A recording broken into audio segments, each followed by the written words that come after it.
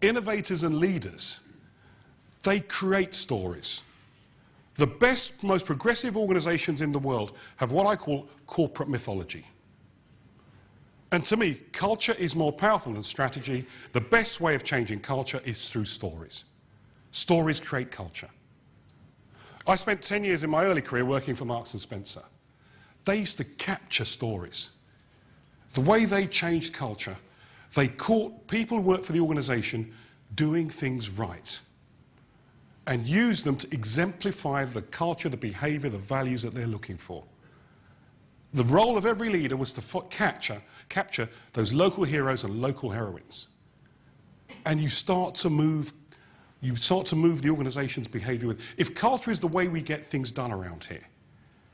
When I went to Glasgow, your operations centre in Glasgow, you've institutionalised communications.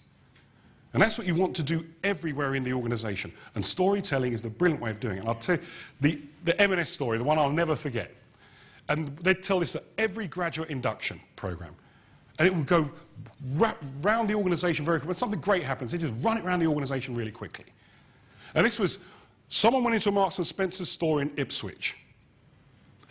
And if you're as old as I am, remember that if you didn't like it, you took it back. You could change it or get your money back. And it was their competitive advantage in the high street. Very expensive thing to do. Returning goods back to manufacturer cost us a load of money, but gave you a massive competitive advantage.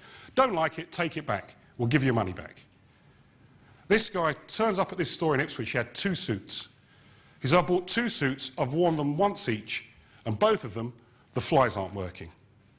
I'd like new suits, please. I said, great.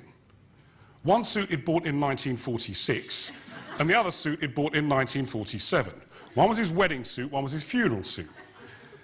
Now, we didn't even have any recollection on any of our stock files, but one would have cost less than 10 shillings, showing how old it was, and the other was about 11 shillings. The store staff, when he came in, the store staff sent him to the customer service desk, and they changed the suits. One cost £199, the other cost £299. Now, talk about corporate mythology. Talk about changing. The customer is king. No debates, no discussions. There was a great way of telling us that the customer is at the heart of everything we do. Smart organizations capture those stories.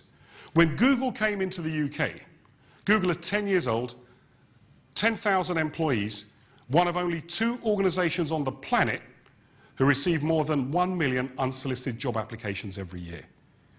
People aren't going to work on a search engine. They've created fantastic values, fantastic culture, but most of all, everyone's heard of them. And their stories are legend now. When they came to the UK, they said, our employees only work 4 days out of 5. This is rubbish, by the way. But it becomes true. It says, our employees only work 4 days out of 5. On the 5th day, we encourage them to down tools. 5th day is Ideas Day. They have one challenge: think the unthinkable. Pause. 80% of our corporate innovation comes from that 5th day we give off to our staff. It was rubbish. Last year, I went over to San Francisco, to Google, to see the winner of their idea scheme.